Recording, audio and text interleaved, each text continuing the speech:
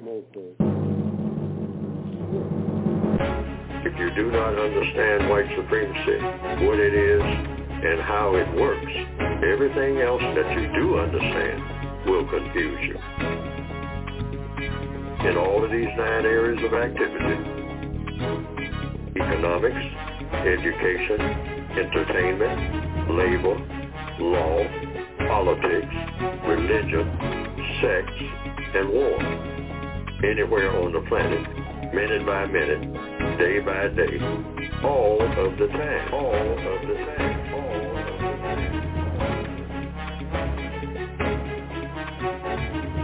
All righty, good morning and welcome to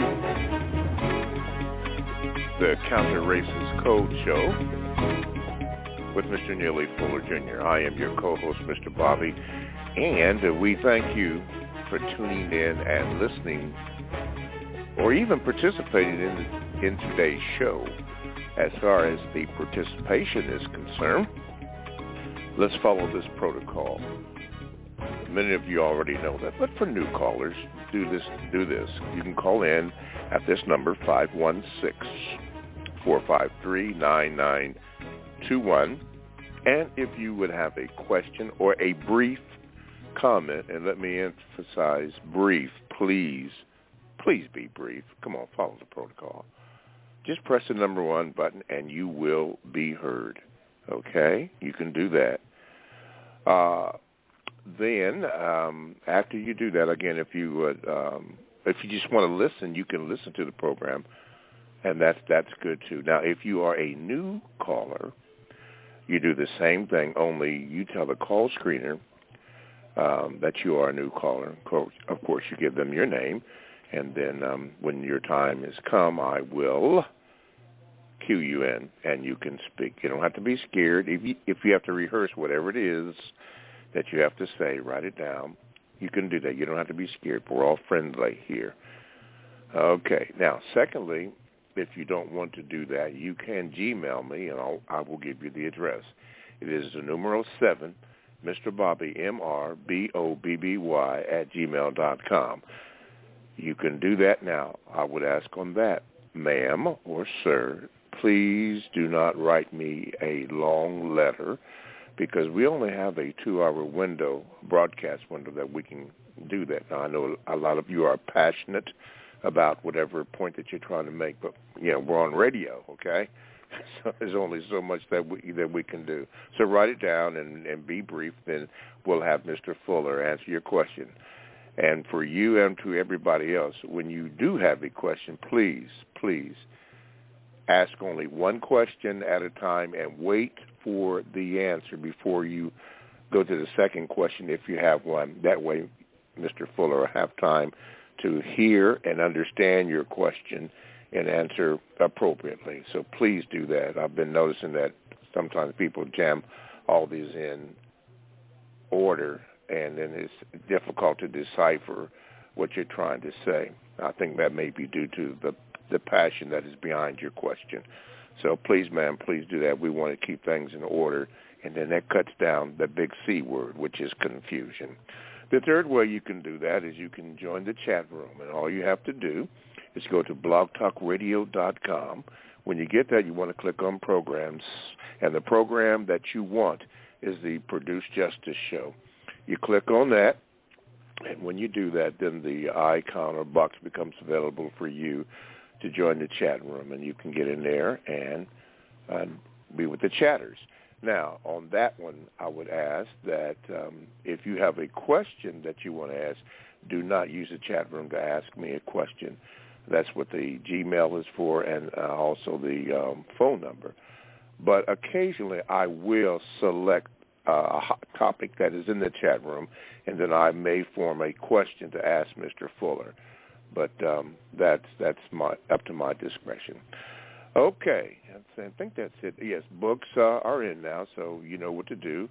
Go to producejustice.com. That's producejustice.com. As a matter of fact, all of it should go to producejustice.com, and then we can act appropriately. Okay, I do believe that is it. So let's get started on the December the 12th edition of the Counter Racist Code Show with Mr. Neely Fuller, Jr. Okay, let me present the sum and maybe feature to others or introduce to others Mr. Neely Fuller, Jr. Mr. Fuller, good morning, and how are you? Good morning. I'm still learning. All right, sounding strong. Okay, now we have a segment that we have the thoughts and expressions on the mind of Neely Fuller, Jr.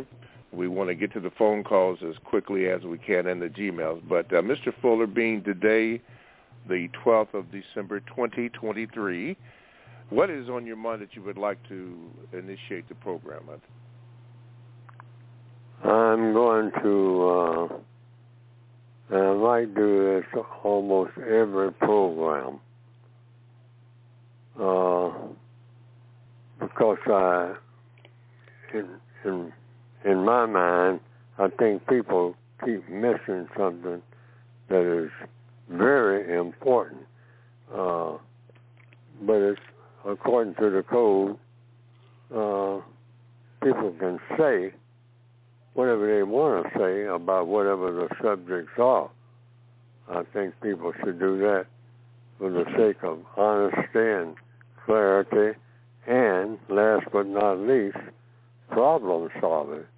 People have to really say what they're thinking and what they intend, and usually what people are thinking about doing. If they're going to do something, they think about doing it first, and then they do it. And so we want to at least know what people intend to do and why they intend to do it. And they use words to express that sometimes, and then sometimes they don't. But when they do express it in advance, then people sometimes get into arguments or conversations, which is what they should get into, about whatever the subject matter is. And according to what this program is about, always, without fail, regardless of what we do or say, and we are just saying things, always do it with the intention of producing the most constructive results that can possibly be produced.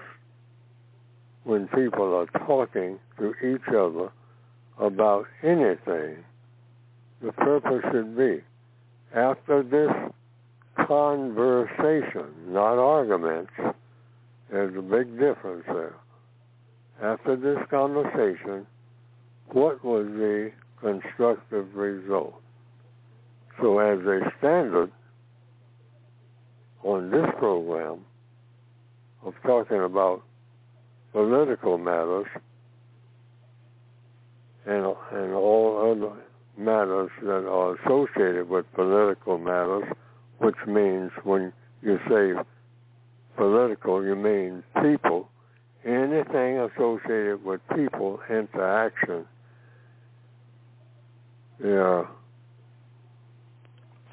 There's one thing that shouldn't ever be done on this program or any other. One thing that I'm going to repeat it, maybe not on every program, but I should, as long as people keep doing it, because we do it on this program. It's a part of the code, compensatory code. Never, ever say anything against America, Africa, or Asia. Those three words, just try to cement it in your mind right now. Because these, I'm going to give you a reason right quick. Americans do not do anything that shouldn't be done. Americans do not do anything. No American does anything except the things that should be done. Africans never, ever, under any circumstance, do anything that shouldn't be done. Asians, not one, ever, does or says anything that shouldn't be done or said. All three of them, Africans, Asians, Americans.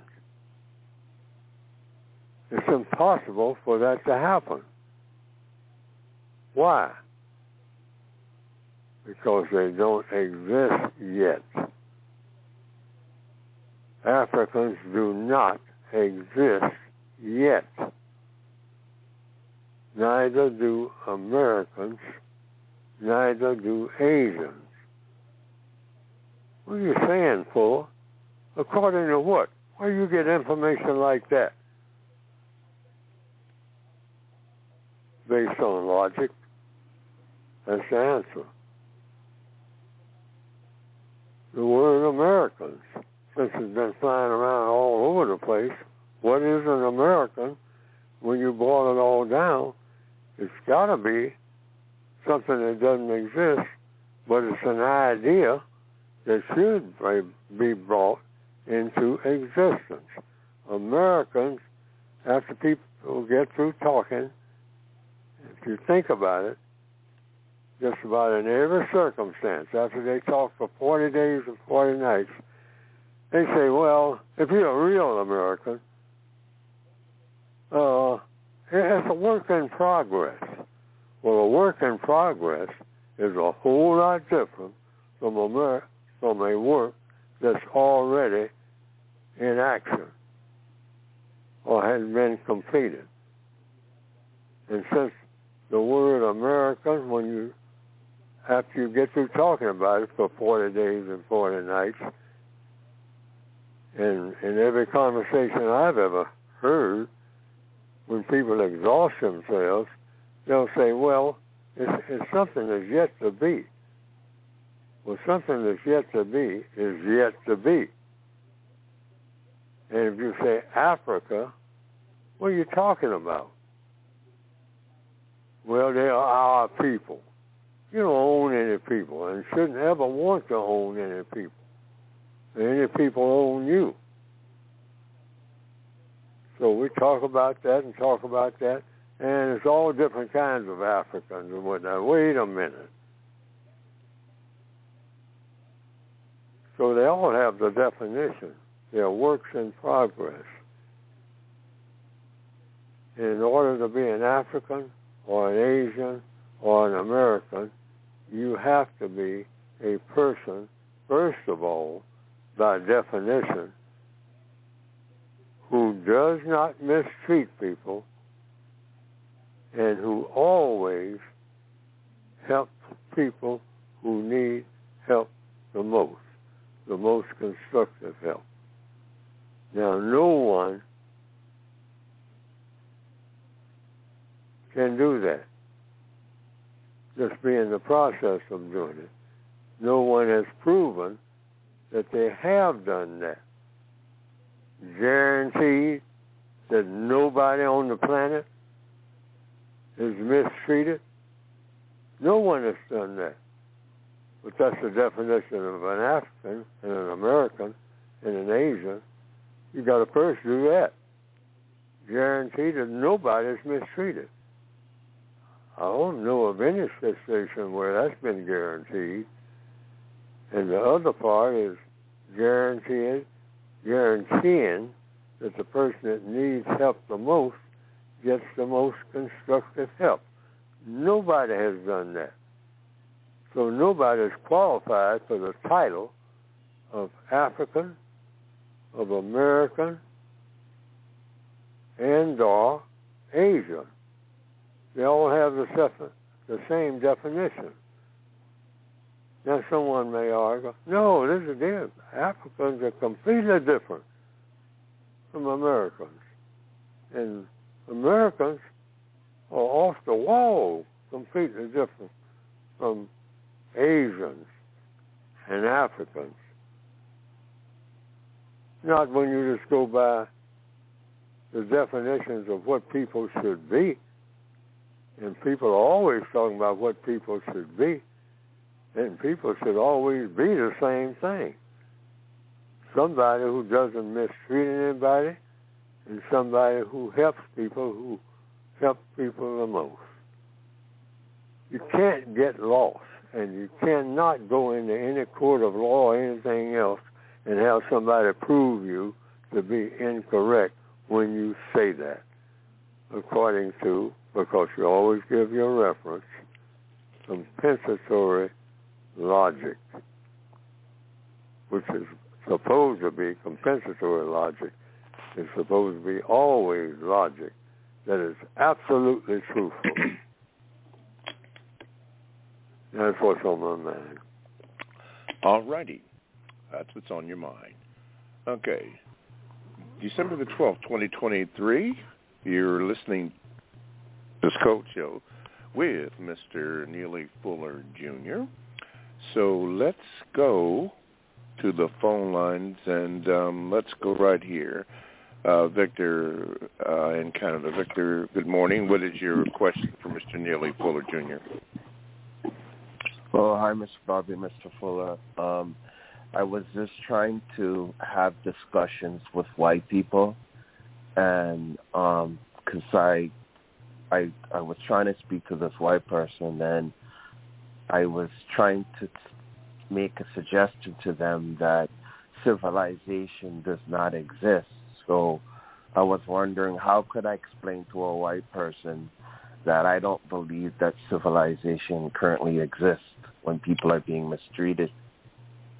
Okay, we'll have Mr. Fuller address it. Mr. Fuller? How, here again, failure to communicate on the part of Neely Fuller. But what is the question? How do you explain to white people? Well, I was just trying to have a discussion with a white person. You were trying to have a discussion with a white person? Yes, and I was trying to. I got the idea that there is no civilization. So I just wanted to know, how could I have a discussion with a white person to explain to them that there can be no civilization when people are being mistreated based on the fact that they're not white? Okay. Mr. Fuller? How do you explain to a white person that people... He doesn't believe that civilization exists. How do you explain that to them? That civilization doesn't exist. Doesn't exist. Yeah, you make the statement and you wait for them to say whatever they have to say, and then you continue the conversation. You just say civilization doesn't exist. And if a white person or any person, you're having a conversation about a subject. The subject is the existence of civilization.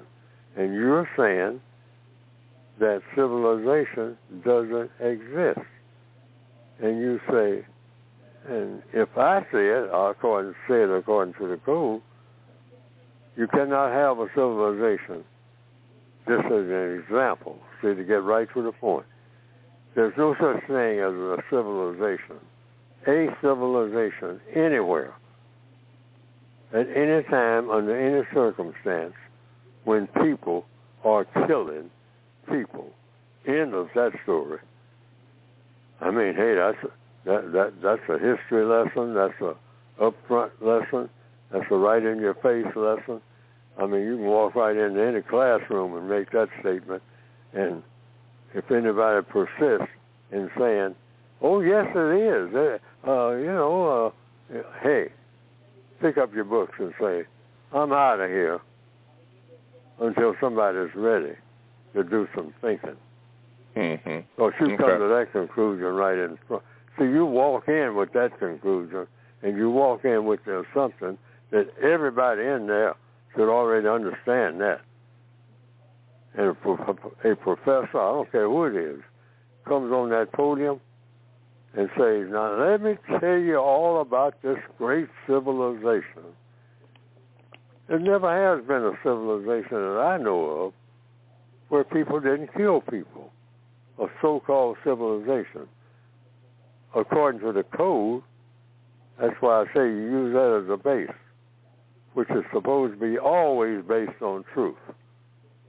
Yes. Oh, yeah. Based on truth. You start with the truth, and you say, now I'm going to tell the truth. As far as I know, there has never, ever been a civilization in the history of anybody on this planet or among the people of this planet. None. Asian civilization, African civilization, American civilization. Well, you can knock those right out of the park right from the beginning, because none of these people have ever existed. Because if they existed, those are the three qualifications. Otherwise, why be anything if you're going to kill people? I mean, you're killing people.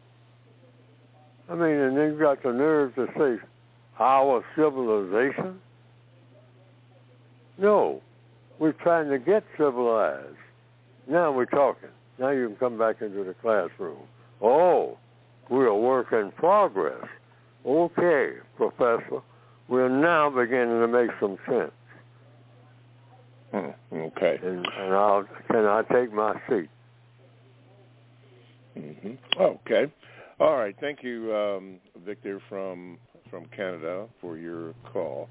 Let me make this. Let me say this first. 516-453-9921 is the number of the call to get in contact with the show. Apparently, there is a problem with the chat. I can't see the chat either, Freedom Culture Tech. All I see is just names.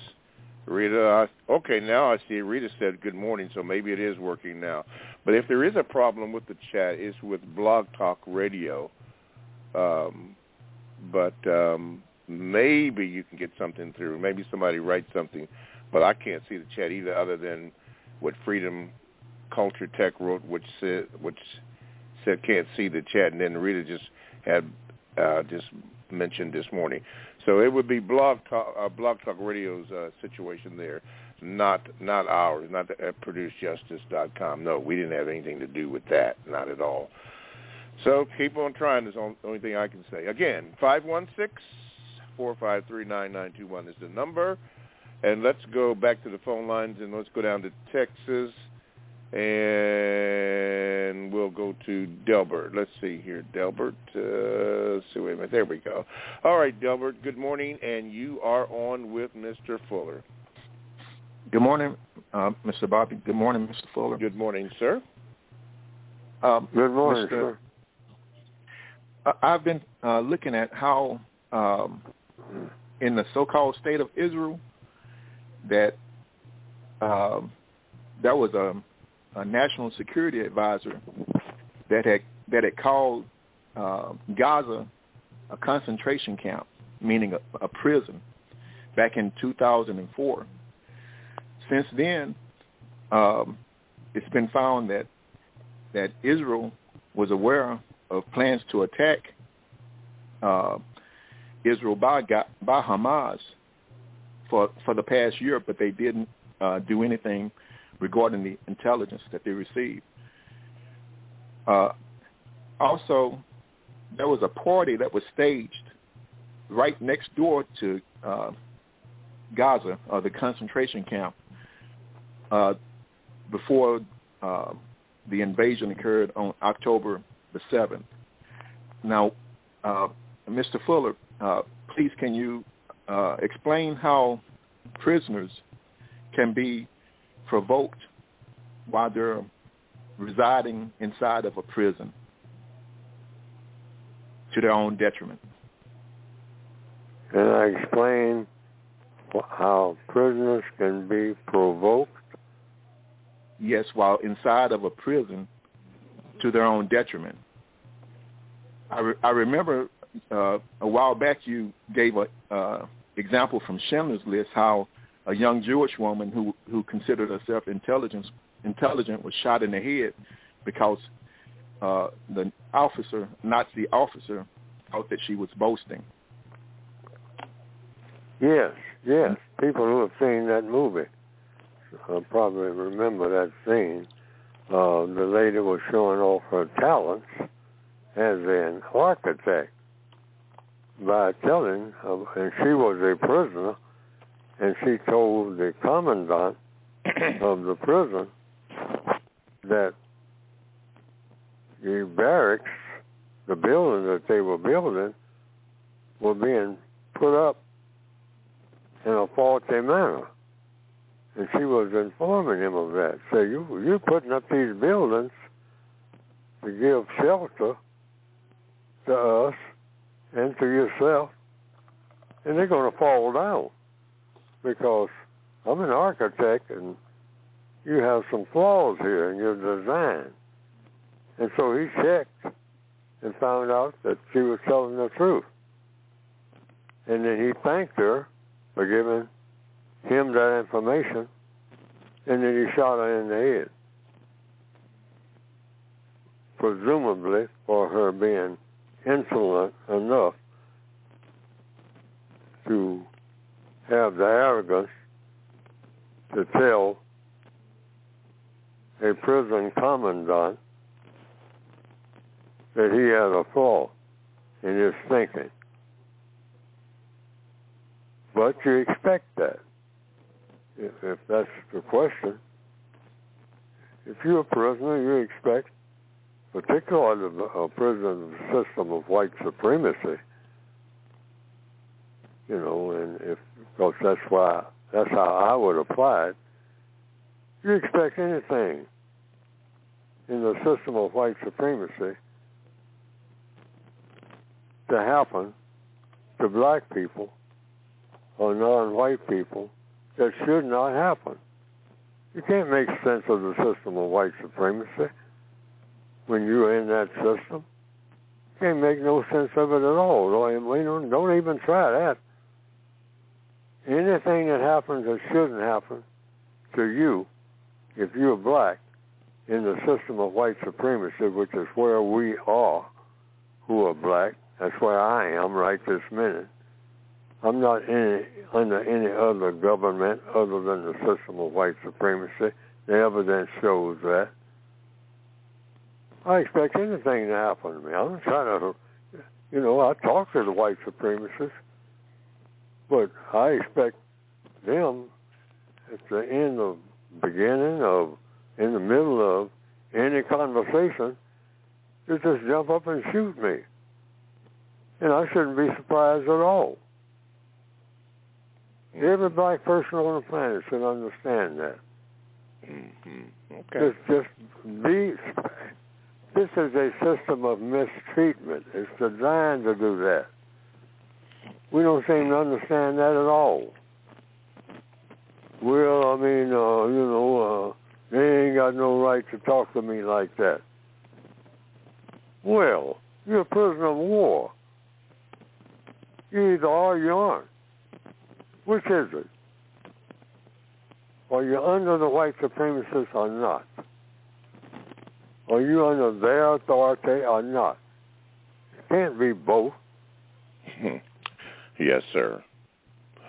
All righty. Delbert,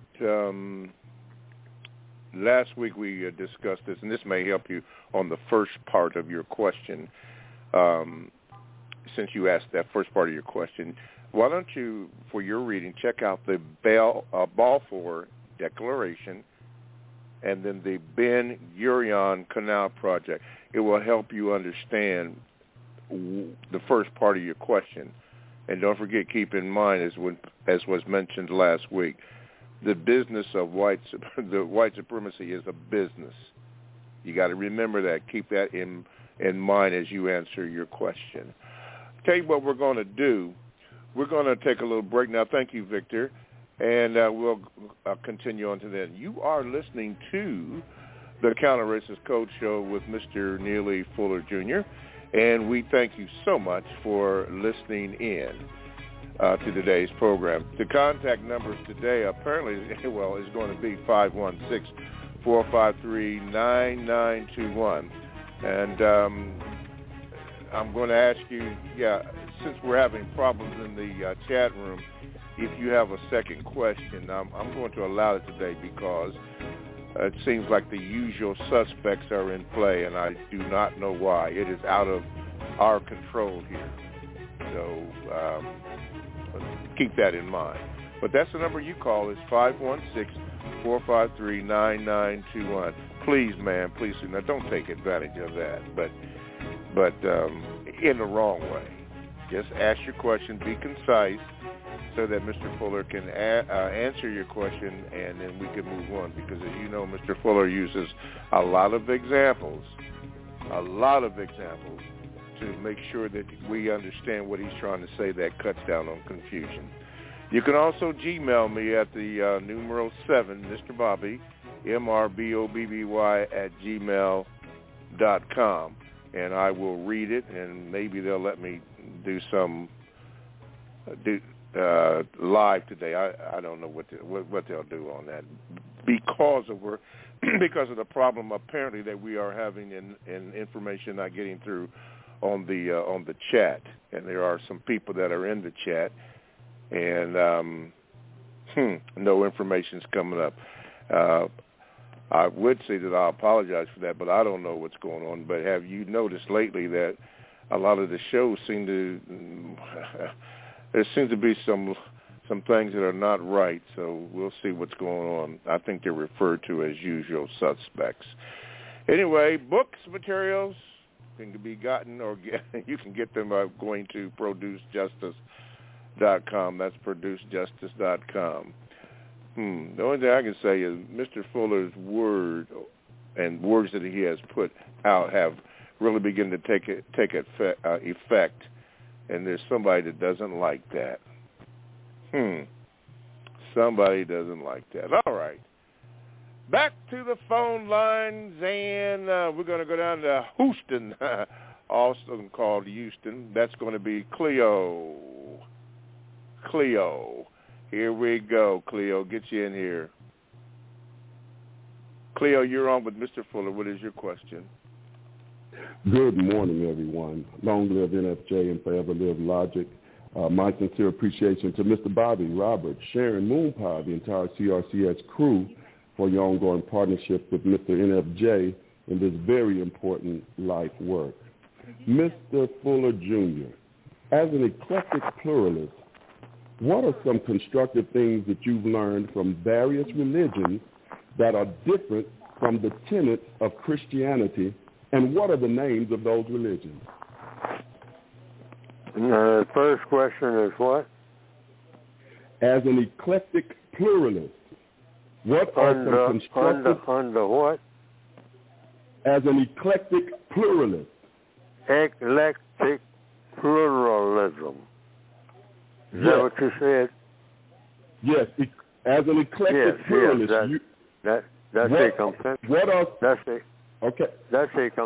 First of all, I'll explain to the audience. It's in the textbook. But eclectic pluralism is a compensatory religion that I recognize is already there. And so I just put in the book a thing called eclectic pluralism. And I adopted that as my religion because it was something that I was already doing. Your religion is something that you do. You practice your religion. Otherwise, you can't really tell the truth and say you have the religion unless you practice the religion. So I recognized that I was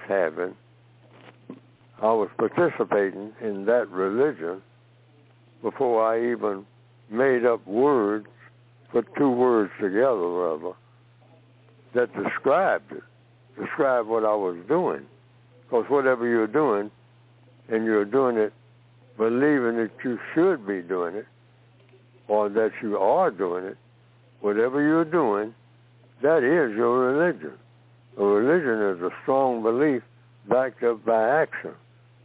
So whatever you're doing, based on something you believe in doing at that time, that is a part of your religion. So you're asking the question now about what part of this compensatory religion is what, or whatever the question was.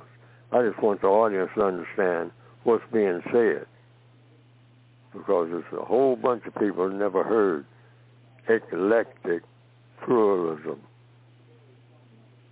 So what was the other part? So I can answer. Wait a minute, hold tight. Okay, clear. What was the other part? Also, yes, thank you, Mr. Fuller. So as an eclectic pluralist, what are some constructive things that you have learned from various religions that are different from the tenets of Christianity, and what are the names of those religions? Oh, I haven't studied enough. That's one thing I discovered when I decided to call myself an eclectic pluralist, is that I am still learning. That's why I am a pluralist. And I haven't been able to sort out from all the religions I've been exposed to so far, Buddhism, Confucianism, Judaism for sure, Christianity, something that I started out calling myself that, Hinduism. I don't know enough about any of these religions to even make a halfway decent comment on the pluses and minuses. I have found quotes, and I have all kind of quote books that quote from the Bible, the Quran, and I have copies of both, and the writings of Confucius, some of the Hindu scriptures, and I found them very helpful from all of these different books. Then I found a whole lot of things that seem to be contradictory, so I don't understand. And when I talk to people, I get all kinds of contradictions. And so I say, well, I'll just keep learning, like I always say on this program. So if you're an eclectic pluralist, that's what you say when people ask you about the different religions, Judaism, Hinduism, Buddhism. I just simply say I don't know enough about any of these religions to speak against them or for them. I just say keep learning. Read the Bible, for sure. There's a lot in there. A lot in there that made sense to me. But I haven't read the whole Bible.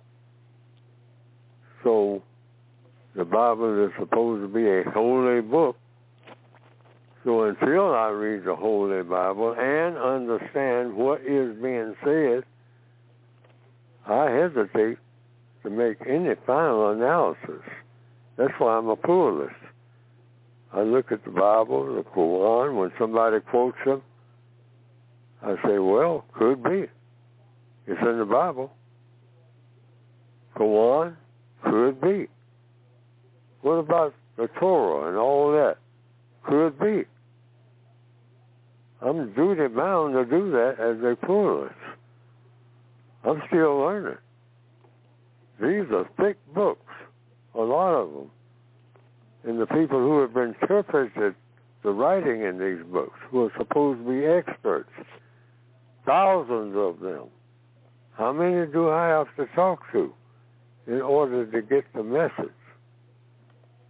And so part of pluralism is to this, when somebody's talking about something that comes out of any of the holy books, I say, what is the basic message?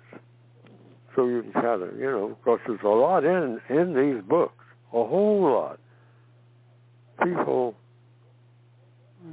there are people who are called monks that go up in the mountains, I have heard, and study just a few of the writings that a quote-unquote monk is supposed to live by. And they'll just study just a few things for years before they make a determination about what to do about a certain thing. Mm-hmm. And so, in answer to the question, I say flat out, I don't know enough to even choose a religion singularly. That's why I call myself a pluralist. I've been sampling bits and pieces of all religions based on what I can understand. Yes, sir. Until I will finally find, hopefully, the one religion under one label where I can say, I am this. I am qualified to call myself this. Right now, I'm a wanderer. Mm-hmm. Okay. All right. Thank you, Cleo from Houston. Appreciate your call. The number is 516-453-9921. That's the number. You call to make contact with Mr. Fuller. I do believe that the chat seems to be working now. So Freedom Culture Tech, I think that is working. If it is, if you're working, because Rita and a few others have texted me or chatted with me. So if it's working, give me that little sign so I know that it is. Okay, let's go to a Gmail. Says this comes from Ray. They let me in. They let you in, Ray. Says, Mr. Fuller, I've read a book entitled The Wisdom of Psychopaths. That logic makes sense to the logician. Now, with that being said, Mr. Fuller, when it comes down to following the logic and or counter-racist logic, can people have different logical stances and achieve the same goal of dismantling racism, white supremacy? Yes. But there is a logical standard, though, that can be measured. See what I mean? What's actually happened. Fire will burn. Water is wet. Now, you know when you have the end of racism when you have justice. And what is justice? Nobody's being mistreated. You wander around everywhere and you can't find nobody who's being mistreated. That's when you know you got justice, not only under the umbrella of white supremacy. That is the goal for getting rid of white supremacy and every other evil that someone comes up with. Every other incorrect act.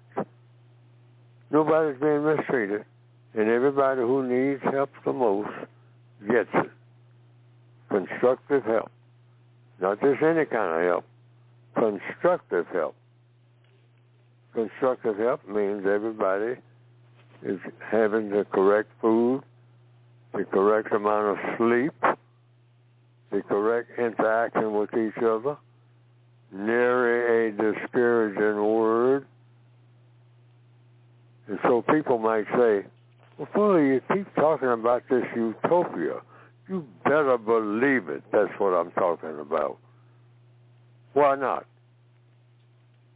That's my question. Why not? And people have answered that question. Because that's impossible, Fuller. I say that's your answer. I say it can be thought of. There's a chance that it can be produced. If it can be thought of in this little thing that we have been issued called a mind, and somebody's mind thought of this thing called Utopia, and somebody from the back of the room say, what's a utopia? Say, for one thing, two main characteristics. You don't mistreat people. You don't mistreat people. You don't mistreat anybody, ever, for any reason, so-called. And the people who need help the most always get the most constructive help. Now, that's possible in Neely Fuller's feeble mind on this day in December of 2023. I believe that can be done. Let's see to it that nobody's mistreated. I think that's easy to do. Rather than just go around keep glorifying mistreatment, writing long novels about how to mistreat somebody. That's what's done under the system of white supremacy. See, they encourage it. And anything that's working halfway, like a male with a female, you get it just halfway working, they say, oh, that ain't supposed to work. If you're black, separate that male from that female. Make that female want to be a dog or another or anything else other than a constructive woman, and make that male do the same thing, and separate those two and don't let them get together in constructive activity under any circumstance. If that male just keeps saying, well, I got to have somebody and whatnot, well, we'll give you another male. How about that? Particularly a white one. You'll love it once you get used to it. Take it, boy. Okay. The second part of that question, he says, does my counter-racist logic have to be the same as you or anyone else's? Logic is logic, yes. In answer, now that you asked the question and I thought about it, to the extent that I have, yes, all logic is the same. It means, and you go by what? Logic is just a means toward arriving at a goal. And what's the goal? According to compensatory logic, to guarantee that you have truth, justice, and correctness. And that equals what? Peace. That's the equation. Truth, you got to have truth, particularly in order to get justice. You're not going to get justice without truth. All these people who are trying to change history and just flip-flop it all over the place every 15 minutes so that you can't even recognize anything as being true or false. You've got chaos there. You've got confusion. And anytime you have chaos and confusion, which is basically the same thing, you are not going to get the truth. And the truth is fundamental. Knowing what is truth. That which is. 3 words. Is what? Is what it is. So you really have to study to find out what is as different from what isn't. There's a guy named Josh Billings, I think, who said, whoever you is, whatever you do, always be who you is. Because when you ain't what you is, you isn't. sounds like double talk, and it could be, but it's thoughtful. Okay. Whatever you do, always be who you is, because when you ain't who you is, you isn't. And how do you find out who you are? By what you do. Okay. But you shouldn't always be. And I thought about that years ago when I first heard it. I said, no, stop being who you are once you find out who you are and what you're doing. Stop doing it. Stop being that if it doesn't do what? Make you a person that produces things of constructive value. If you're not doing that, what are you here for? That's a question. Okay. Yeah, I was getting ready to say, how about asking questions? Yeah.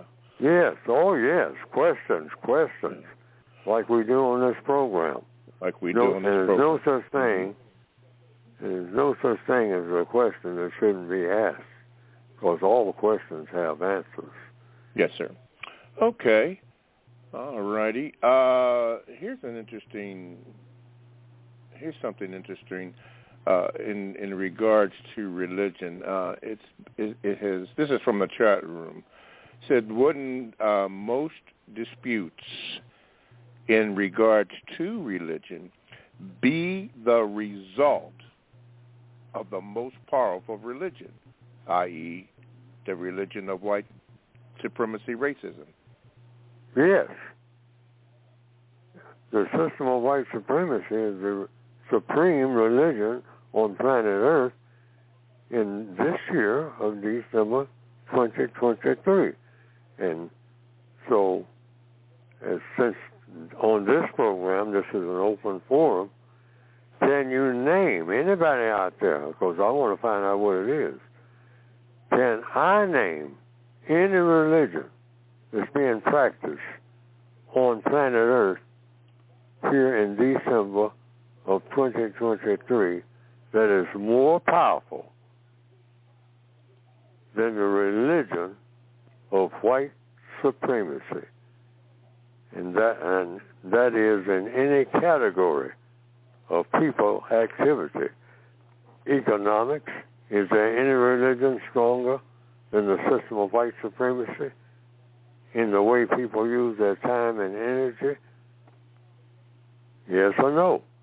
And then education, any religion stronger than people following what the white supremacists say needs to be done or should be done? And the people of this planet saying, yeah, the way to go. They just spoke. God has spoken. The white supremacists just spoke. Hey, you better get on board with it, or you're going to come up not eating this morning. They control all the food, economics, time and energy. Time and energy gives you control, okay? Education, everybody with color in their skin. I don't care what they say their religion is. They get up in the morning saying, which way their white folks go. I mean, man, I ain't got nothing to talk about all night. I got enough, get up enough strength to do my prayers. So I got to go and talk to some white people who are white supremacists. I ain't going to have no food on the table. I got to eat. Then I say my prayers. Because I ain't going to even know what to pray about or nothing. I'm going to be too woozy to pray. I was yesterday. Go find some white folks so I can eat. So I can have strength enough to even get on my knees. Because the white supremacists got all the food. They bottle it all up. And they even tell me what is food and what isn't. And I gleefully.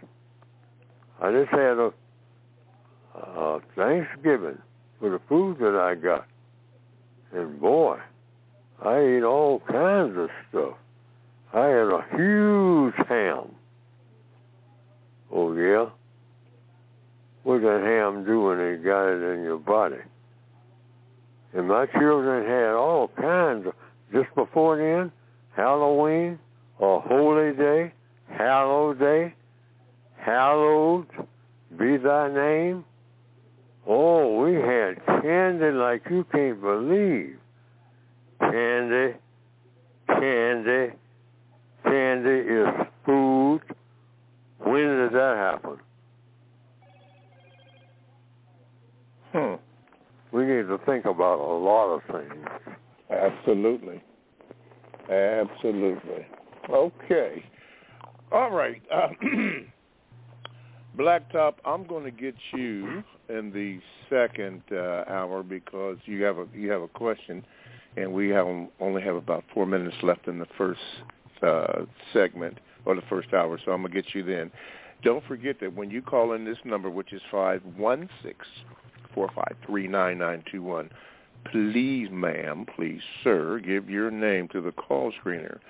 That way I can see who's calling, or at least pronounce your name.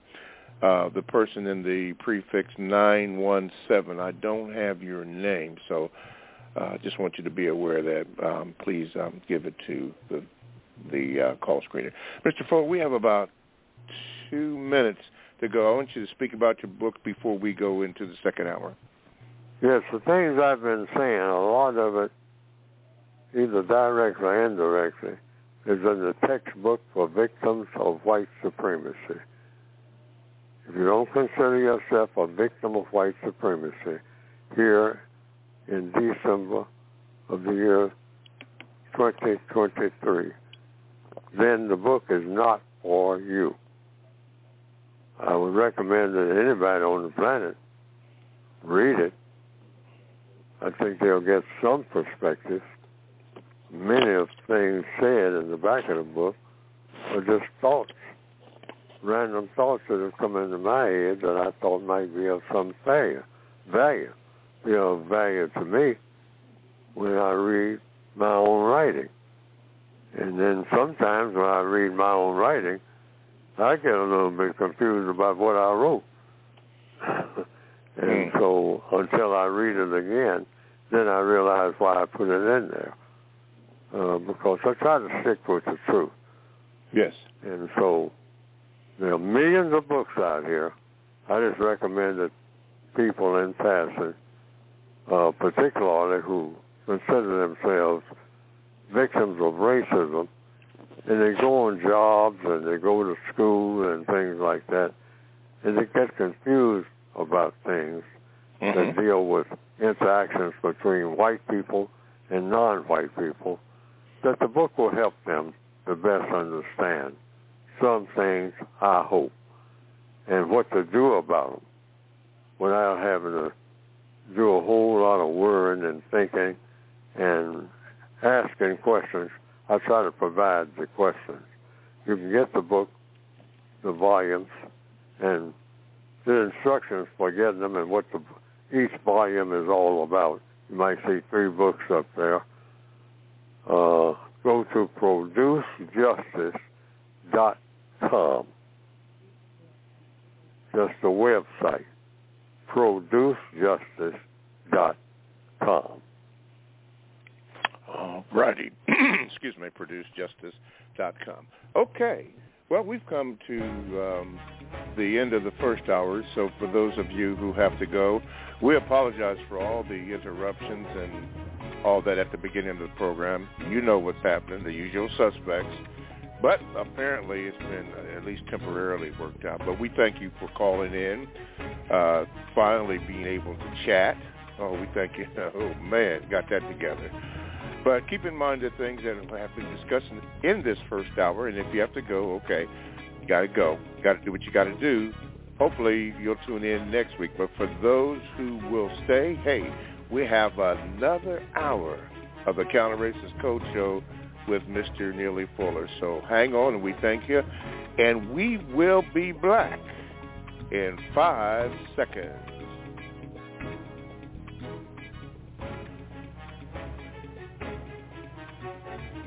All righty, welcome back to the second hour of the Counter Racist Coach Show with Mr. Neely Fuller.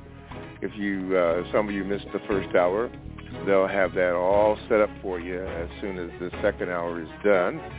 And we'll be back on, and you can get the information on the podcast.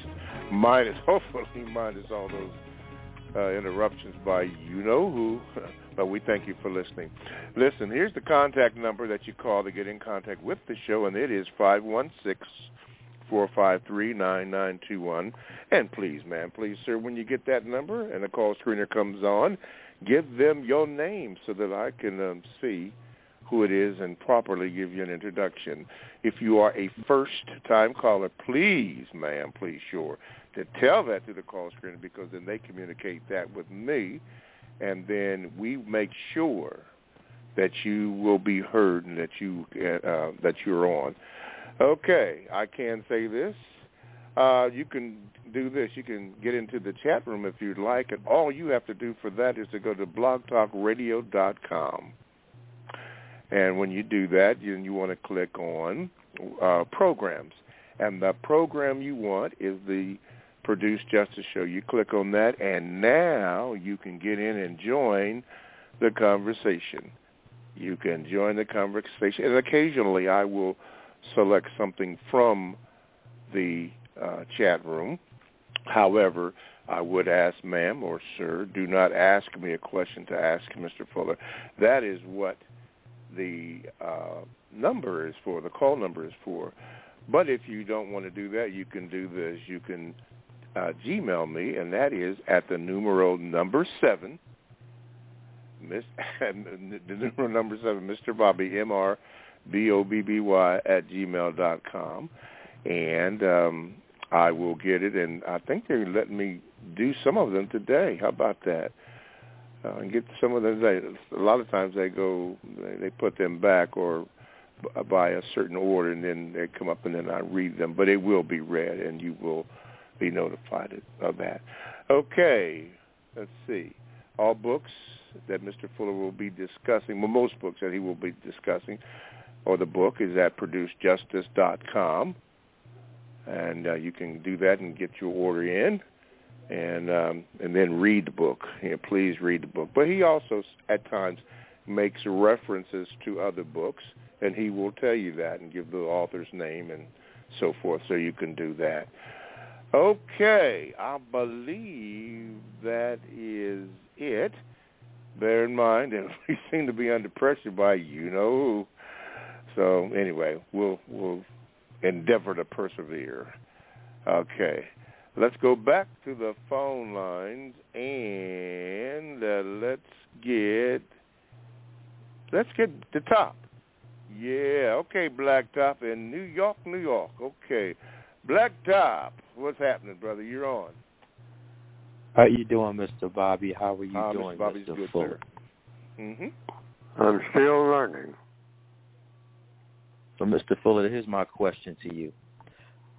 Some years back, I've heard you mention the Jones Brothers out of Chicago, Illinois. Looking at their situation and the time period they lived in, what could they have done to be more successful in their operations? And I'm going to just leave you with that question. I do not know. They were in an illegal operation. So I have no idea, except what they did do is they tried to use what they call the numbers racket to help themselves, and later on they branched out. They say, this, what we do called the numbers, the white supremacists allow us to do it to an extent, otherwise we couldn't do it. They know what we are doing. But they won't allow us to go into the banking business, because I understand from what I read, they wanted to go into the banking business, loaning money to black people legitimately, on Chicago's South Side and other places, and into Gary, Indiana. If I recall what I read about them many years ago, and but when they tried to branch out, and like a lot of people who are what they call, I've heard, in the gangster world, when they tried to go into legitimate business, legal business, because they had enough money to do so, they were prohibited from doing so for whatever reason. Now, the reasons that I heard that they couldn't do it in Chicago was the same old thing, the usual thing, the usual suspects said, oh, well, no, we're not going to let you do anything that's legal with all this money. No. Next thing you know, black people won't be getting on buses and driving and riding the transit system, trying to get the jobs. They will have their own huge job-making sources right here on Chicago's South Side. They'll be manufacturing. They won't be going to a manufacturing job. They'll have it here off of Jones, off of the Jones brothers' money. So, from what I understand, the white supremacists, either directly or indirectly, told the Jones boys, just like they tell me even today, you can't do that, fool. And I say, well, why? Because I said so. Stop doing it, or you're in trouble with me. You don't want to be in trouble with me, do you? More trouble than you already are? And my answer will be, like it is today, no, sir. Okay, then. Make up your mind. You have 24 hours or whatever it is to do what I say or not. If you don't do what I say, I'm going to hurt you. Do you believe that I can hurt you? And my answer right here in 2023, the same answer I guess the Jones boys gave. Yeah, I believe you can hurt me. I control money. What do you control? I control you. What do you control? End the story. I'm out of here, boy. Enough of conversation. Now, I think that answers the question. Okay. They did what the white supremacists allowed them to do until the white supremacists said, that's enough of that. You can retire comfortably to Mexico, which is exactly what the Jones boys did. You're out of business here. I must have missed that story, but that's interesting. Okay, well, thank you, Blacktop. Very interesting. I'm sorry. Thank you, Blacktop. Very interesting. Did you have another question for Mr. Fuller? Okay. That was it. Okay, thank you, Blacktop. Appreciate that. That was some good information because I didn't even know that. And thank you, Mr. Fuller, for explaining that because I never knew that. Wow. Okay, let's see here before we get to Brother Toussaint here. Here we go again. Here we go. Let's see. Gmail here. See, Mr. Fuller says, yesterday I was told by a fellow victim of racism that, quote, if all white people disappeared, that the system of white supremacy would still exist, end of quote. I don't doubt that if all white people disappeared, that there would be a quantum amount of chaos. But how would the system of racism exist without white people when they are the main ingredient to the system of racism itself? Well, without white people, you couldn't have white supremacy. You might have some other type, the show that's on this road now, the most powerful and the most long-lasting that anybody's ever seen, and certainly the most powerful system of government that the world has ever seen. It's not the American government or the European government or the African government. It's one government on this planet. And the name of it in capital letters is the system of white supremacy. And it exists because a bunch of people got together and said, let's set up a system based on mistreating people that got color in their skin and denying them of what they need and profit from them, off of them being made to produce what we need as white supremacists. And every white person will be eligible to join that club. So you have to become a white supremacist. You're born into the system, and then you can reject the system. Some white people do, or try to do, but usually up to a point when they throw in the towel. Those other white people beat them back into line. And a lot of that is going on right now. Hey, you're burning the bridge you're standing on. How do you think I put food on the table for you as a white person? And you're talking about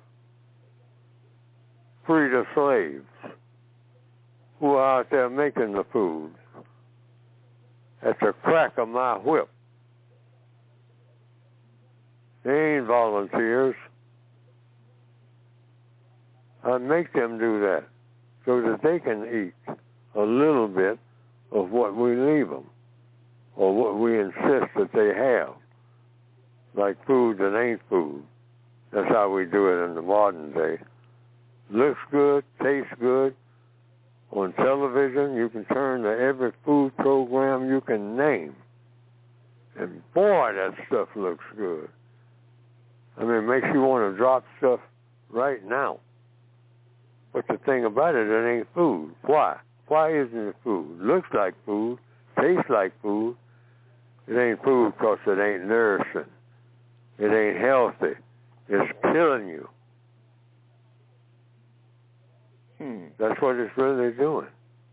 I look at it, and boy, do I want some of it right now. Give me one of them sandwiches right now. If I turn on television right now, and I see a sandwich like they make it, and see that actual food, they're putting all of this in it and that in it, and some of it is actually very nourishing. But they might have the core of it. It's something you ain't never heard of before. And it's killing you. I know about that, too. I've been to the hospital. Okay. Here's a thought from the chat room, Mr. Fuller. It says, white supremacy evolved as apex predators. No animal on Earth, predator or otherwise, can survive being hunted to extinction if the white supremacists get hungry enough. If white supremacists get hungry enough, they could consume any animal at any tropic level on industrial scale. The fact that white supremacists are physically weak means nothing. White supremacists simply use their brains to hunt. What is your thought on that, Mr. Fuller? Of white supremacy being the apex predator. Well, there's something to think about. That's a question that someone is. That's a statement that someone is putting forward. Correct? Yes. Yes. Anything that anybody says on this program that directly or indirectly is trying to solve any problem. Anything that anybody says, black or white, on this program, or something, giving us something to think about, that all of us, that we may not have thought about before, is welcome. That's under VGQ, particularly people of color, victims of white supremacy. But on this program, any constructive information that someone wants to give, welcome. Because ultimately, but non-white people do get priority because they need the answers to most questions more than anybody. Black people have less answers to questions that need to be answered than anybody. Okay. That's logical. All right. See, well, so that's not being biased against anybody. It's just the process of producing justice. Help the person that needs help the most. Okay. So I want everybody to think about what was said. That's my comment. Okay. That's a statement. A question wasn't there, I don't think. That's all right. That's okay. That's okay. It's good information. Was there a question? No, there wasn't a question. It was a statement. But there was information. That information should be taken and thought about in order to produce something that will be of constructive value, whatever it is. Whatever it is, yes. Okay. Continuing in and concluding this statement, it has been written here that, and this is an observation, that predators don't typically prey on its own kind. But if they do, that's called cannibalism. That's the inherent flaw of racism, white supremacy. So, using that example, do you see in the system of racism, white supremacy, and I'm using cannibalism liberally, do they, the white supremacists, in your opinion, being your experience and what you have seen and maybe not seen, to cannibalize their, look at it as an inherent flaw, that quote-unquote cannibalism of their own kind in the system of racism, white supremacy? It could be. I mean, lots of things in the millions of years that people have existed. I think just about everything that you can name has happened. Among, and most things, among all people everywhere.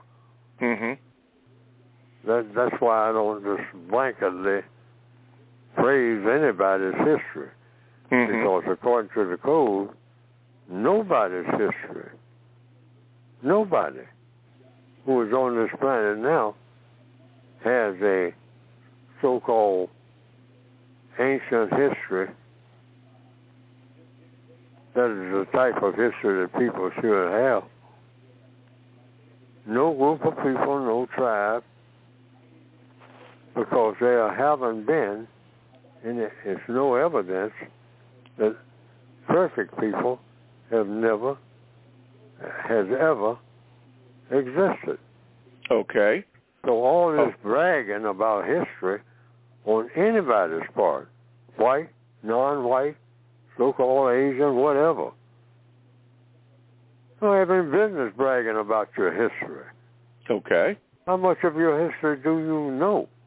And do you think that everybody did the correct thing in your tribe 40 million years ago? Everybody? No. Not logical. All right. Not logical based on what? The evidence of what's going on now. Exactly. Okay.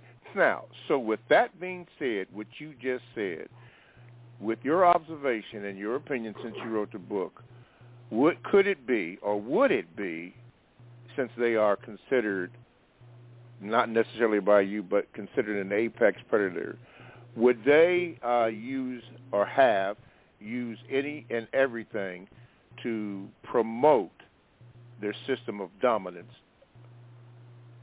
So far, they're proven that that's what they want to do, and they have been smart enough to do it.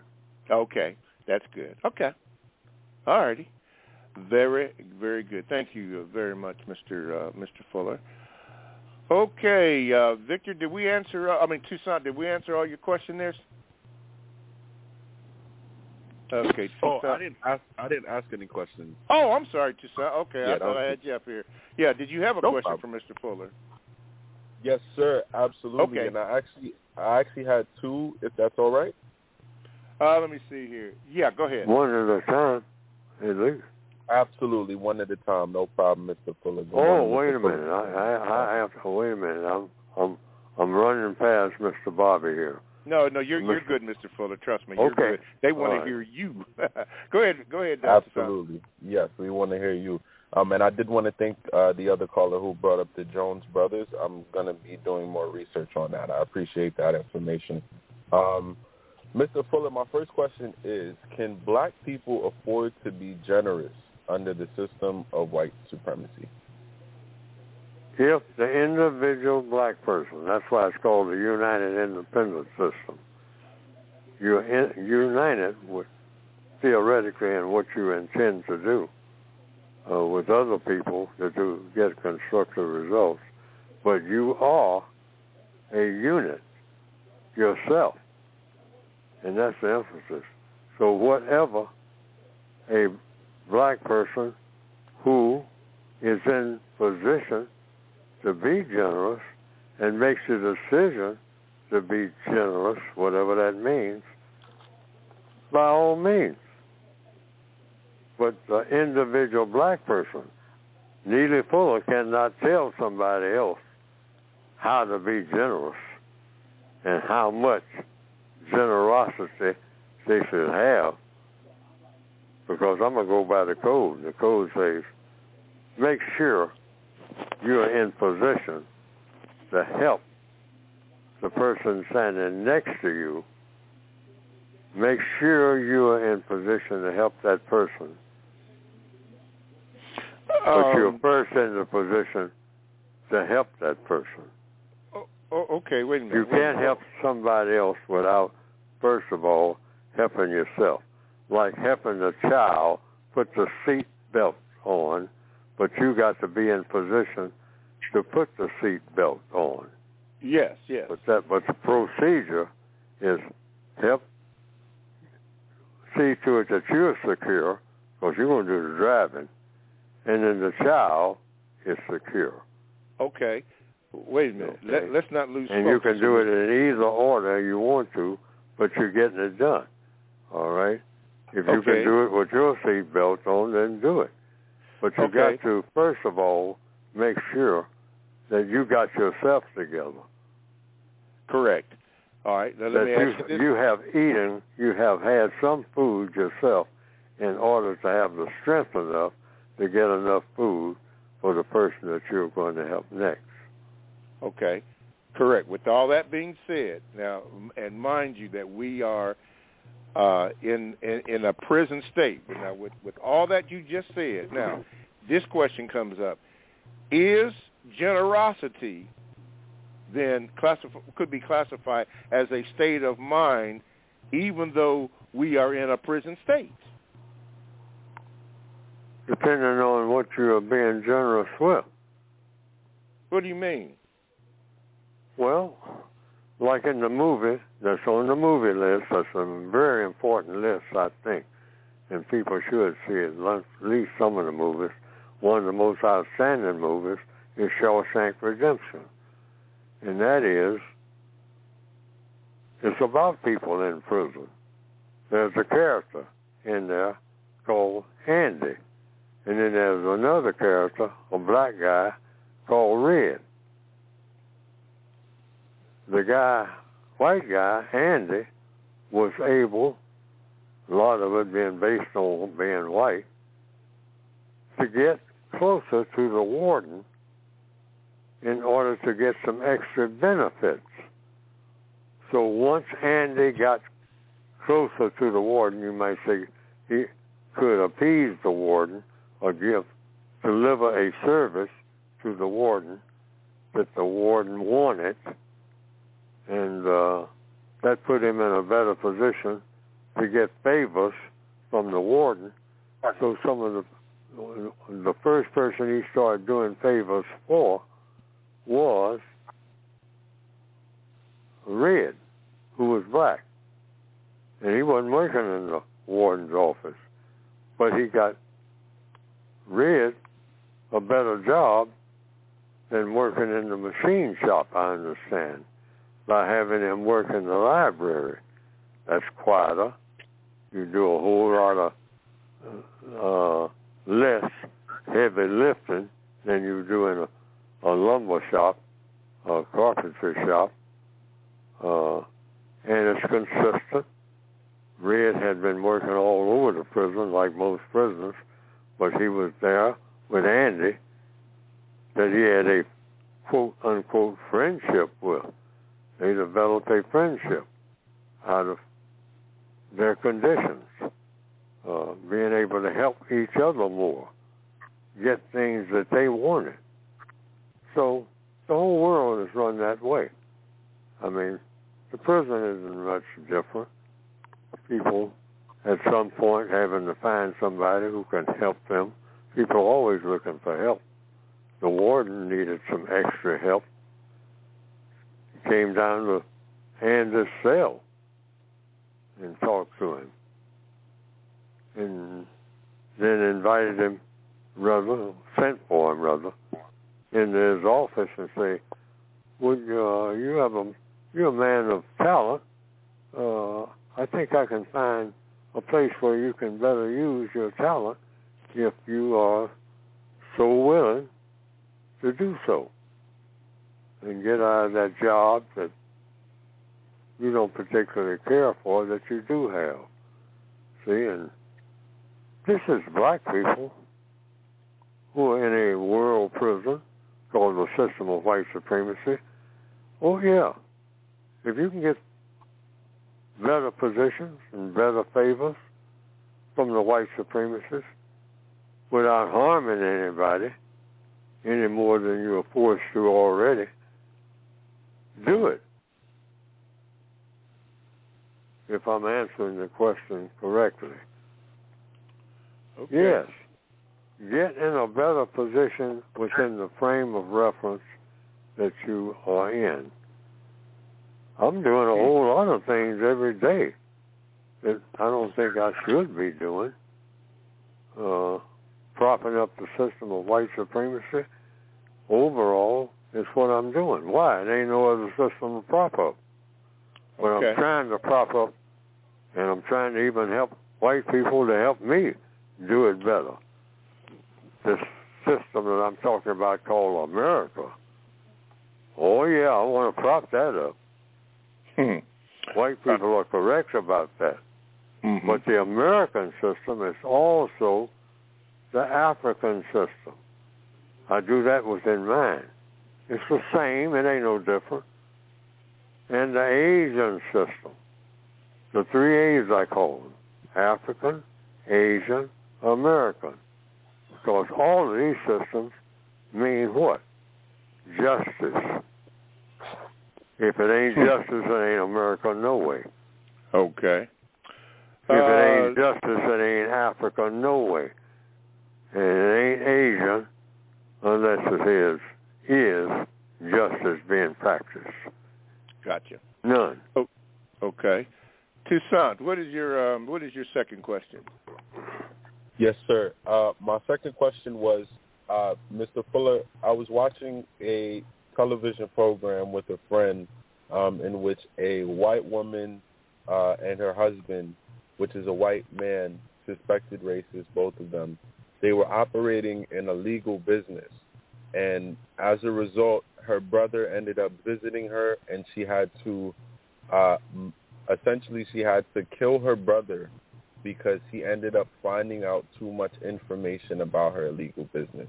When I ended up saying that is something that is barbaric and not okay, one of my friends said that he had to go, quote unquote, he had to go because he knew too much. And Mr. Fuller, I wanted to ask, us adopting this mentality that comes from these programs and other productions that white people put together, is that an example of the great contradiction? Yes. If it is, you look and see. Is there a contradiction? Like in the so-called crime families, see? Go back to the Godfather, which is on the movie list. Pay attention to detail. Michael asked his mother,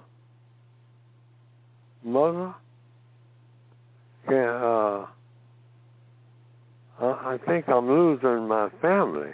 And everything that we're doing is supposed to be about family. That's why we're in the racket that we're in. It's supposed to be about looking out for your family. Your family. The family. The family is everything. But I'm beginning to suspect that I'm losing my family. Yeah, well, if anybody who's seen the movie The Godfather, yeah, you're going to put a hit on your brother, Fredo. Anybody who's ever seen that movie, it's all kinds of lessons in those two movies. Mm-hmm. Number 1 and number 2 particularly. There's 3 of them, but number 1 and number 2 are like classics. And they're classics because of the lessons. It says, we're supposed to be protecting the family, and I'm winding up putting a hit on my own brother. Something went wrong. How does that happen? See what I mean? It doesn't add up. You're protecting the family at the same time, you're going to get your brother shot in the head while he's fishing. You signed somebody to do that. Mm-hmm. And down through history, what did Julius Caesar say about Brutus? What were his last words? Et tu, Brute? Yes, Brutus was his best friend, his confidant, and all like that. But Brutus wound up being the one who did what? Killed Julius. And in his dying words, because Julius Caesar was shocked. And he said, you too, Brute? Et tu, Brute? That you're in with the conspirators against me? My closest friend is having me stabbed to death before all of these people? And then he died. Then he died, yeah. See, be careful what your goal is and how you get there. You might wind up shooting yourself in the foot. Powerful. All right. Thank you, Toussaint. Appreciate that. Let's take a break here. You are listening to the Counter-Racist Code Show with Mr. Neely Fuller, also referred to as the CRCS, and we appreciate that. If you would like to call in the remaining 25 minutes, do this number, 516-453-9921. And if you have a question or comment, just press the number 1 button and wait for the call screener and give the call screener your name. And then when I call you, you will be heard. Thank you. You can also Gmail me at the numero 7, Mr. Bobby, MRBOBBY @gmail.com. I will get that and let you know all the particulars when it will be read and so forth. Some of them have been read today because of a problem that we had in the first hour that seems to be solved. So we'll do that. You can also join the chat room by going to blogtalkradio.com. You want to click on where it says programs, and then when you do that, then you want to click on the Produce Justice Show. Stop right there. And when you get there, then the chat room becomes available, and then you can click on that and join the chat room. Good conversations in there today. So make sure you do that. Books and materials can be received, or you can access them by going to producejustice.com. That's producejustice.com. And good book. Any other books Mr. Fuller will or has referred to, or even his movie list, he'll tell you about them and what to do about that, or how to obtain a copy of that. And sometimes he does do that, give information on other books. Okay, let's see here. Well, there you go. I'm telling you, technology is something else. Okay, question from the Gmail. Mr. Fuller, Gary says this. Mr. Fuller, what is your definition of civilization, and how do we get a world that mistreats blacks to produce justice? Well, I'll answer the second question first. You can start by reading the textbooks, the textbook workbook of Thought, Speech, and Action for Victims of White Supremacy by Neely Fuller.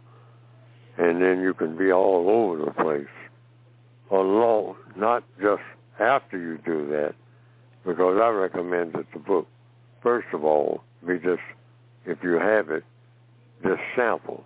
Just pick up the book anywhere on a regular basis, because you probably don't have time to sit down and just read the book straight through. I know I don't. So just pick up, I have books around me, all kinds of books, that I just flip them open. And every now and then I'll have a Bible. All right, if people want to go that way. Just flip it open and see what you see. And see if it makes sense and something you can use. Because information comes to you just by you seeking information. And something in the universe always meets you halfway. If you're flipping through a book, what's in that book? When you flip through it, your fingers will find the pages that maybe can help you do something that you want taken care of right today and do not have an idea of how to do it. But that's why a lot of people, books have saved their lives. Books are given a bad name, but information from any source, if you stop and think about it, even information you think you'll never use, sometimes you can use. Many years later, you never anticipated. You say, it seems like I've heard a situation like this before. And what did that guy do?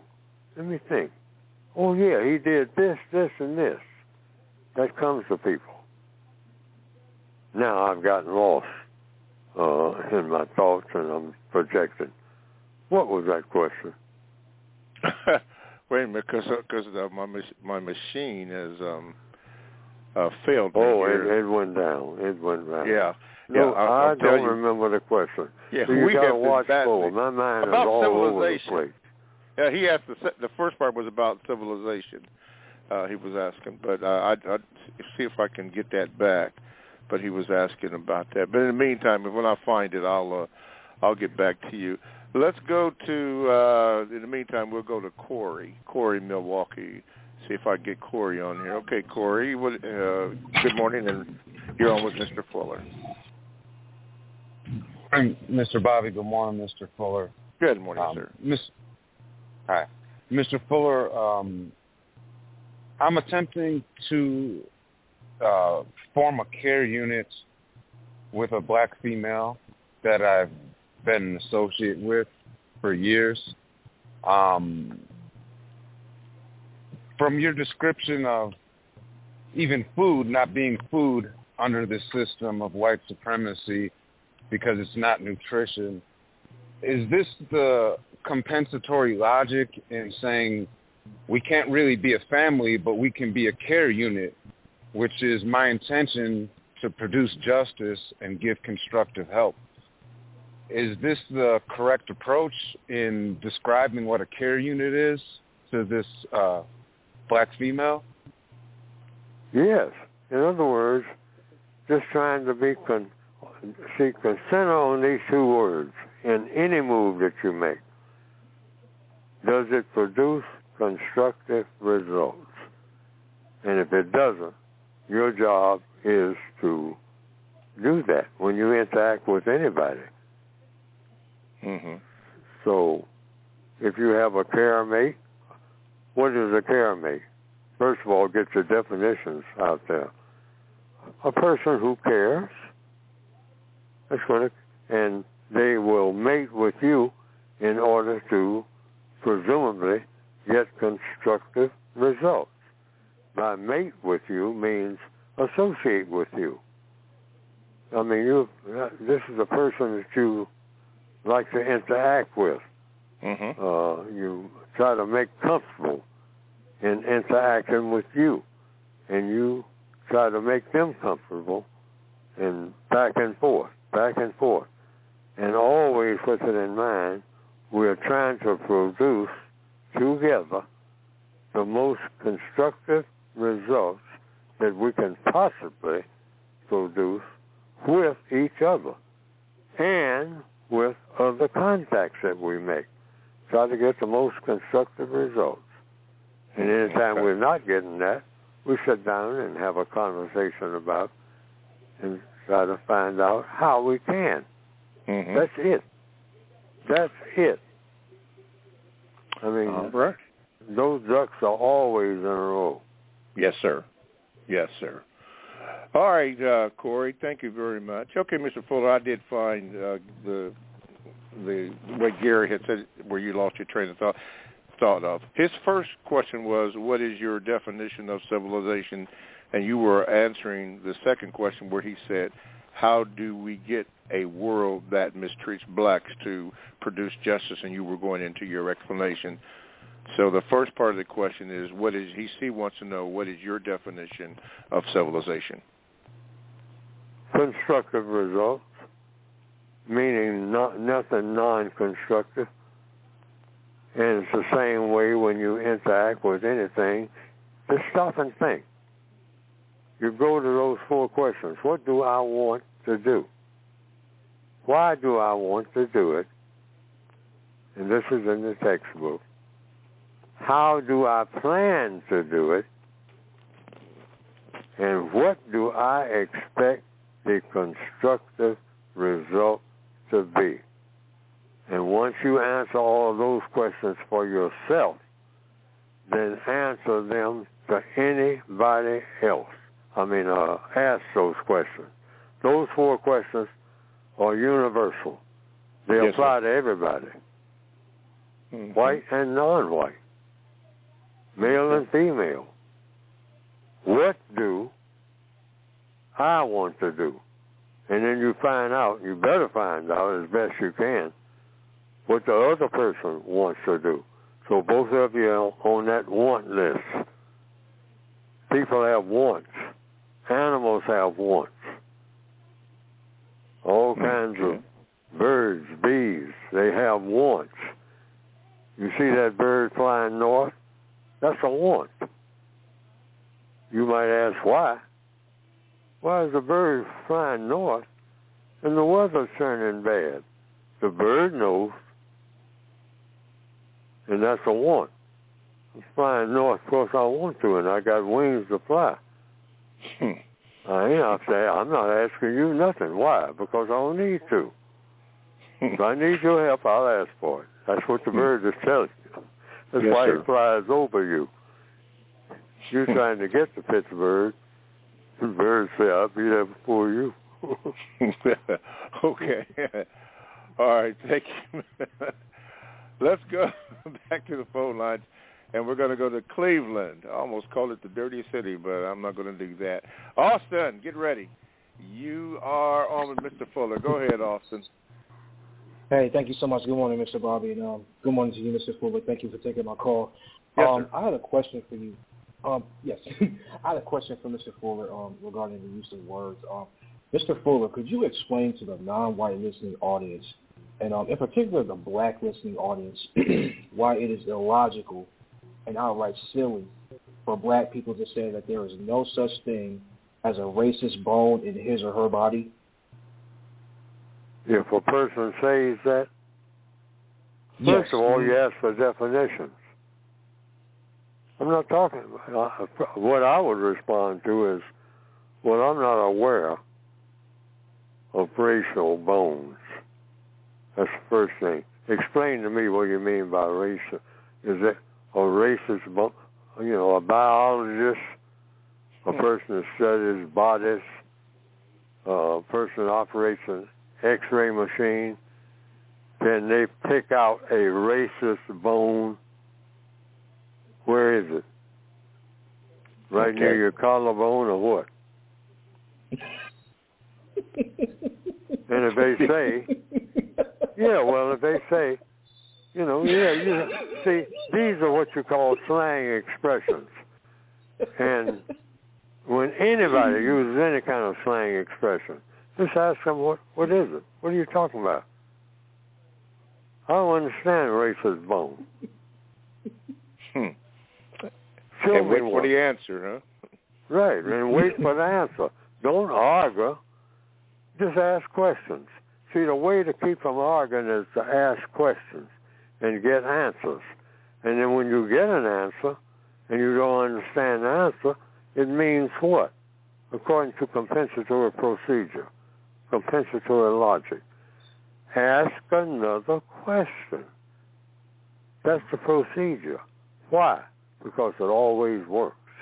You keep asking questions, you're going to get answers. Even if the answer is, I don't know. That's the answer from that person at that time. What if That's they the refuse to answer. answer? What if they refuse to answer the question? What's That's that? an answer. That's You're an going to answer. get an answer. Just stay in that lane. And if a person says, finally, I don't know, then you can ask another question. Do you know anybody who does know? Because that's the fastest way to get answers to questions. Ask somebody who already knows. Okay. All righty. Thank you, Austin. Thank you. Thank you so much. Thank you very, very much, dear. Okay, he got a little laugh out of that one there, Mr. Fuller. That is a good question, though, Ray.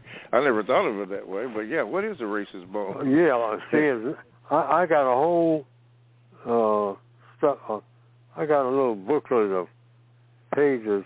I just want to interject this. Okay.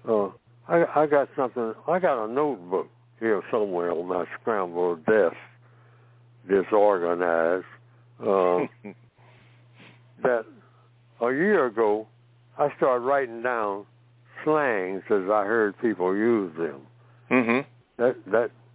I have maybe about 12 pages so far of slangs like racist bone. These are slangs. And I'm saying I'm going to start, when I get this list long enough, I'm going to start using some of them on the program as an example. And you can do the same thing when you hear some kind of slang, any kind of slang. It's just out there. Well, now, hey, I don't have a racist bone in my body. And nobody's thinking, wait a minute. What's the compensatory law? Nobody says something and you don't understand what they're saying, and they're saying it to you. Code says, find out. What's the best way to find out? To ask the person who is using the term. So when somebody says, just like we did just a few minutes ago, what's a racist bone? That's a question.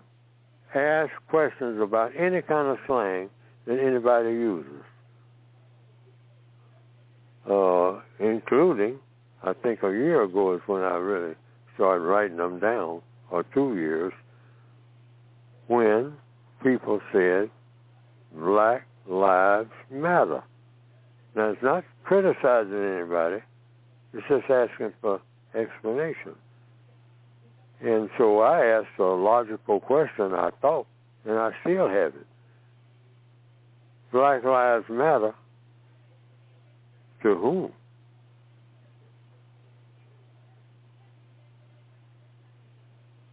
Now, I'm just throwing that question out now. I did when I first heard it. I still have thrown that question out, and I still say now, Black Lives Matter to whom? And I'm not passing judgment, because I think what could be termed as a slang, or something that's not a slang, whatever is meant by what? A slang. All right. What is a slang? When is a slang not a slang? These are questions. See? Yes, sir. Black Lives Matter. People had signs. I don't see very many of them nowhere now.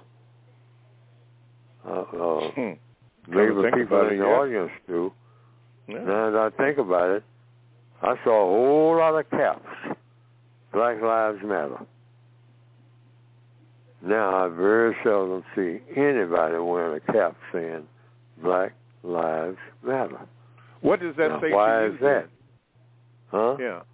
What does that say to you, that you don't see them? Question mark. That's what that says to me. Okay. Do Black Lives Matter?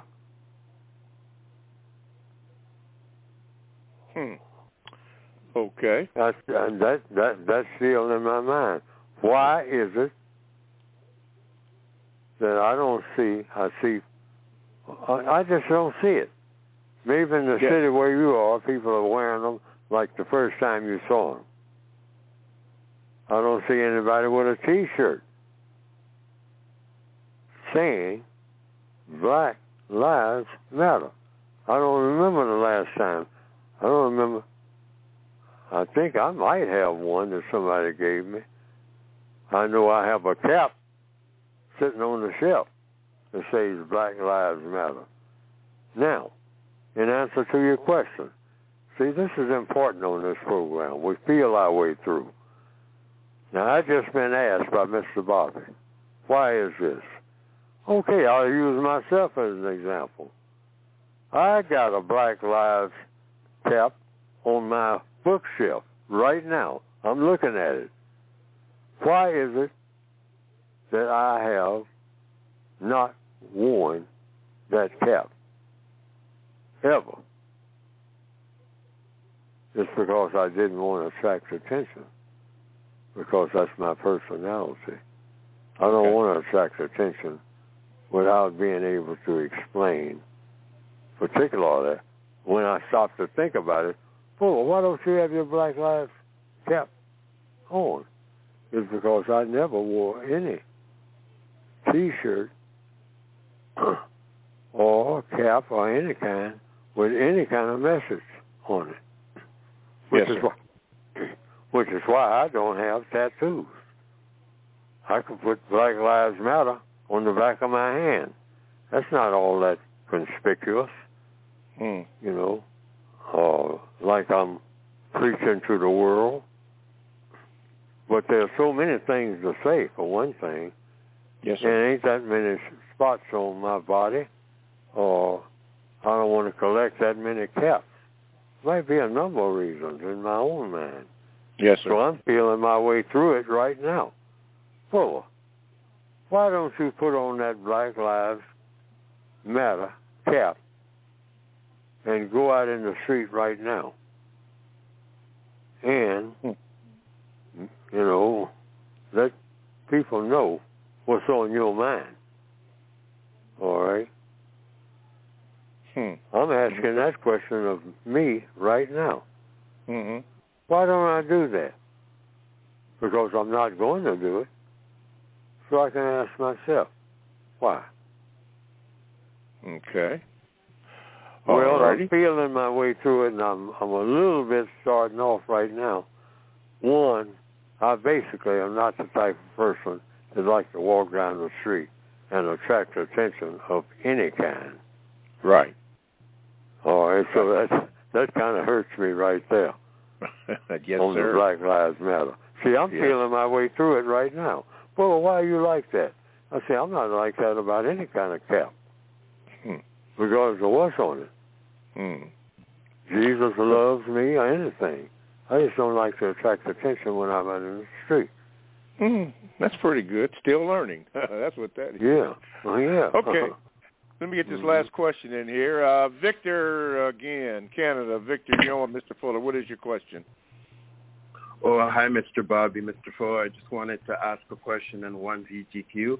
There was a caller that made the comment about the Schindler's List, about how the engineer told the white supremacists or Nazi, whatever you want to call them, that there was something wrong, and then the Nazi shot her. So I was just wondering, Mr. Fuller, can you just expand more about why the Nazi decided to shoot the person that's a prisoner that's trying to help? What it seemed to be, the movie didn't express everything, but it seemed to be that Nazi officers, even sometimes among their own people, their own soldiers. When you're talking about an SS officer, you're talking about Hitler's finest. Okay? This was an SS officer, whatever that means, but it's a very important position in the German army. I mean, when you address an S, you see the SS on his collar. You better straighten up. You better have your act together. Whether you're a prisoner of war or even a German soldier, you are addressing an SS officer. You are addressing God. All right? So, apparently this SS officer in that death camp that's supposed to be based on truth in the movie Schindler's List decided, now you insulted me by addressing me in the first place about what you know without me asking you to address me about the architecture of this camp. Just came up and spoke to me almost in an arrogant fashion, which nobody does that to an SS officer. That's the message I got, because that's what I read and or heard about SS officers during World War II in Nazi Germany. Okay? First of all, you just don't walk up and start talking. This lady prisoner, who was well versed in her field of learning about architecture, was telling this officer, she was polite. She said, "Sir, at least that far." But the officer himself decided, after she gave him some excellent information, that she hadn't been polite enough. So, he commanded this soldier standing next to him, tear down those buildings, because this lady is right, and kill her. And the soldier immediately took out his Luger and shot her dead. Okay. I'm sorry to do that, but got to leave it there, Mr. Fuller. Sorry about that, Victor. Yes, sir. Time is on the thing. Mr. Fuller, we have about a minute to go, so we're going to give that minute to you. So, Mr. Fuller, you have this. Now you got about 45 seconds. Go ahead, sir.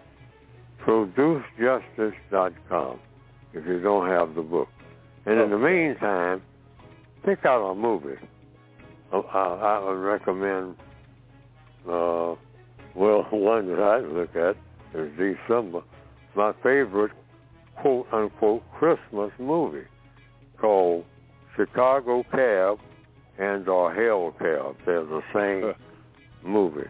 But there's a scene at the last. It's a very vulgar movie. A lot of people do like vulgarity. Plenty of that in there. But it's a great lesson at the end of the movie. And sometimes I just look at the last part of the movie of a conversation between a white guy and a black guy in a cab. I think I might ask you about that next week as we're out of time here. But thank you, Mr. Fuller. Thank you, everybody. Hey, forgive us, forgive me in particular, for the mistakes that were made today. We'll try to get better. I say that every week. But don't forget, go to ProduceJustice.com. Thank you for listening. Thank you, Mr. Fuller. Everybody have a good week. Mr. Fuller? producejustice.com. That's it. All righty. Goodbye, everybody.